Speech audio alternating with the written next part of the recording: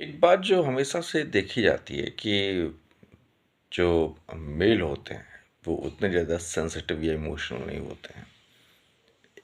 ये एक सोसाइटी में छवि बना दी गई है कि जो मेल्स हैं वो सिर्फ अपने काम से ज़्यादा मतलब रखते हैं। उन्हें फैमिली की परवाह नहीं होती है और फैमिली को लेके वो उतने ज़्यादा सीरियस या उतने ज़्यादा अटेंटिव नहीं होते हैं जितनी जो फीमेल्स हैं, जो माएँ हैं या फिर जो घर की जो लेडीज़ हैं वो बहुत ज़्यादा सेंसिटिव होती हैं। तो ये एक कॉमन सी मैं बात कर रहा हूँ, मैं ये कोई बहुत बड़ी फैक्चुअल या बहुत ज़्यादा मैं इस तरह की बातें नहीं कर रहा हूँ, जो मैं नॉर्मली देखता हूँ।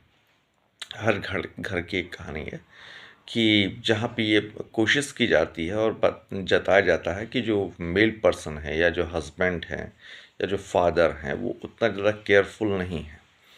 और जो घर की लेडीज़ हैं वो घरों को लेके बहुत ज़्यादा केयरफुल होती हैं। स्वाभाविक सी बात है।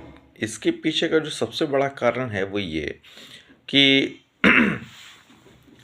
जब से सोसाइटी डेवलप हुई है और जब से सोसाइटी में ह्यूमन बींग्स ने एक सोशल प्लेटफॉर्म क्रिएट किया है, मतलब कि एक फैमिली व्यवस्था जो है, परिवार की जो व्यवस्था जब से एग्जिस्ट की है सोसाइटी में, तब से एक प्रेशर से हमेशा बना रहा है मेल के ऊपर कि यार तुम्हें अर्निंग करनी है और तुम्हें कमाना है, तुम्हें चीज़ों को अचीव करके लाना है जिससे कि फैमिली चल सके, है ना? तो अब होता क्या है कि ना चाहते हुए भी थोड़ा-सा मेल पर्सन को जो है वो स्ट्रॉन्ग बनना पड़ता है। अ, आप अगर बाहर निकल रहे हैं, काम पे जा रहे हैं, तो वहाँ पे आप इमोशन नहीं एक्सप्रेस कर सकते हैं।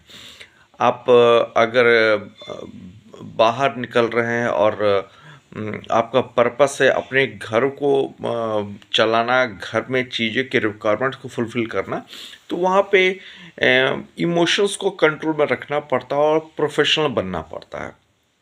बिकॉज़ आप भी जा रहे हो, बाहर निकल रहे हो कमाने के लिए, बाकी लोग भी निकल रहे हैं। तो वहाँ पे अगर आप रोओगे, वहाँ पे आप बहुत ज़्यादा काइंड हार्टेड हो जाओगे, वहाँ पे आप बहुत ज़्यादा अपने फीलिंग्स को एक्सप्रेस करोगे, तो फिर शायद वहाँ पे कमाना मुश्किल हो जाएगा। तो आप शायद मेरी बातों को समझ पा रहे होंगे कि कहीं न कहीं मेल का हर्ट माइंड से और हार्ट से मजबूत होना बहुत ज़रूरी है।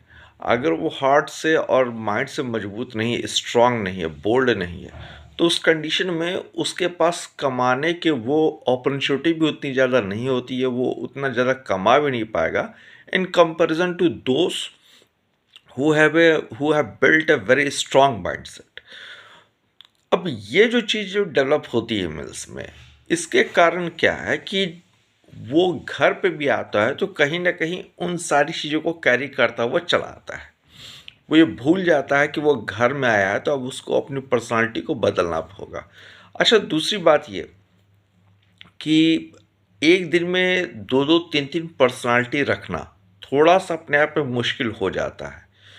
क्योंकि आप जब काम में होते हैं या काम के जब आप थक के घर आ रहे होते हैं तो आप भूल जाते हैं कि आपको अपनी पर्सनालिटी भी बदलनी है। ये संभव नहीं है।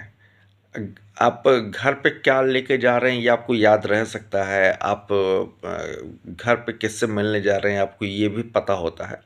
लेकिन इसके बीच में अब आपको अपनी पर्सनालिटी को फिर से बदलनी है, फिर से सब कुछ चेंज करना है, ये समझने में थोड़ा वक़्त लग सकता है, थोड़ा समय लग सकता है।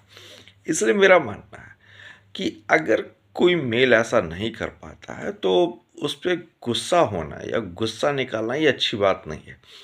आप समझिए कि वो बाय डिफ़ॉल्ट ऐसा तैयार किया ही गया है कि उसे बाहर जाके अर्निंग करनी है और उसके लिए उसके पास एक स्ट्रॉन्ग माइंडसेट बिल्ड होना ज़रूरी है। अगर वो ऐसा नहीं करेगा तो वो फिर कमा नहीं पाएगा। तो आई होप कि इससे मेरी इन बातों से कुछ घर में हो रहे कॉन्फ्लिक्ट्स जो हैं वो कम हो जाएँ और लोगों को फिर से एक टॉपिक पे सोचने का मौका मिले। तो hope for the best, and I think कि ये आपको कहीं न कहीं हेल्प करेगा। Thank you.